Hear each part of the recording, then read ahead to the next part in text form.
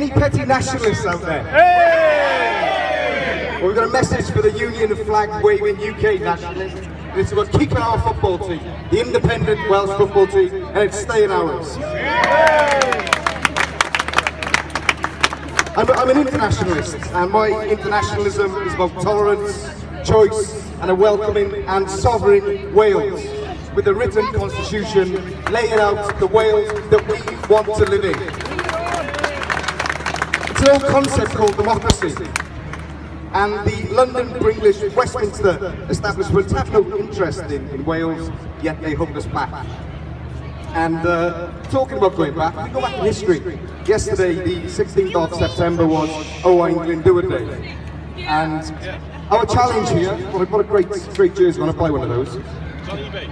eBay. He lies, they're not, I've looked. That's why I got this one. But that was about 6 years ago. But I'll tell you what, the challenge we have though is that many people in Wales don't even know who Owain Glyndwr was. Why? Because UK nationalists deny our people our own history. Now, as we say in Cardiff, I'm Cardiff born, Cardiff bred, and when I die, I'll be Cardiff dead. I was brought up here, went to school here, and when I was 16, okay, Owain Glyndwr was a pub over there. And it was just a pub where, as a 16-year-old, looking about 12, I might just be able to get served. So he said, run in a corner, I and my friends used to buy a pint of cider. Because that's all it was the Owain. I had no idea who Owain Glyndwr was. You know, probably the greatest leader in Welsh history. I didn't know that he was a military genius, a pioneer of guerrilla warfare, who was looked up to and mentioned by Fidel Castro as being an influence. Now, he was a great politician, a visionary, who saw the proud, prosperous Wales a part of the world's international community and not as a poor county of England. The man had a vision of Wales of universities, of education, of learning. His court around Sycharth was the centre of cultural life, music, poetry, art. But what is there now at Sycharth? There's a battered old sign and there's an empty, vacant hill.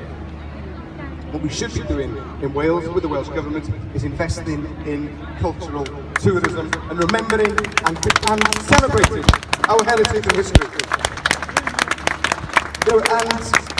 We all know where the English landmarks are. And the irony is that when people look at the castles in Wales, they don't realise they were instruments of oppression to keep the rebellious Welsh people in their place. We don't know our history.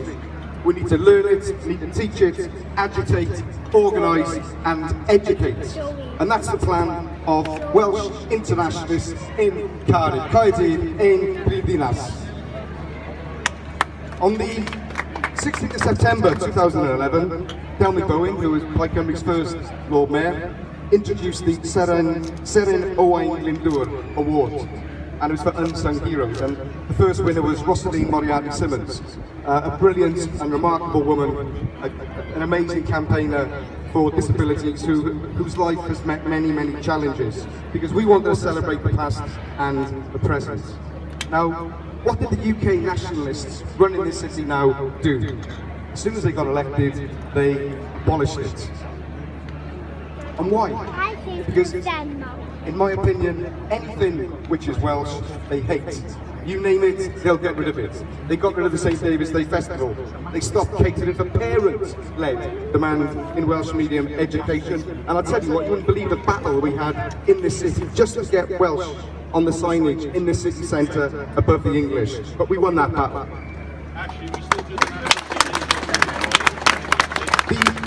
The St David's Day Parade is still alive and well due to volunteers.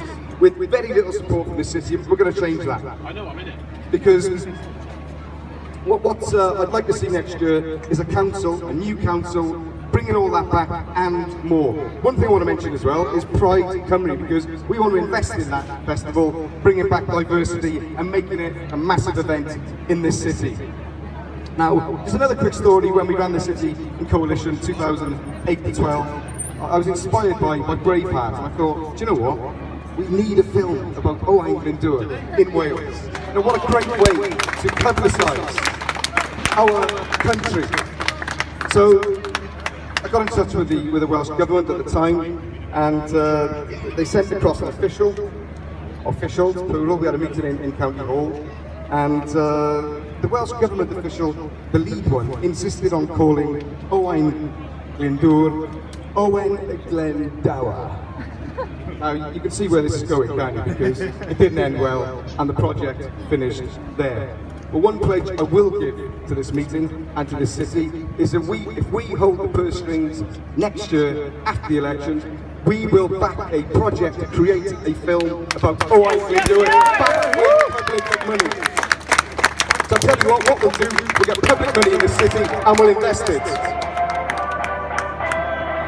The great vision of our national architect, Owain Glyndwr, was of a united Wales. A Wales of opportunity, free to choose its own way forward. A democratic Wales, controlling its own resources, moving forward together. Now can we do it? Yes, we can. How do we do it? Well, in English I know quite a few four-letter words, but my favourite one is work. Wife calent. So anybody here who wants to put work into building our new city and our new Wales, please see me after this rally, because, you know, Owain Glyndwr is not going to awaken from any cave. We need to make our own Wales. We need to take the message to our people, on our streets, in our estates, in Fairwater, in Cardiff, in Ely, in Caerdydd, in Llanrymni. We must go to people, deliver thousands of leaflets, make thousands of phone calls, and have thousands of conversations. And if we do that, we have an opportunity next May to change this city and to start to change our country, Wales. Cymru am byth, diolch yn fawr.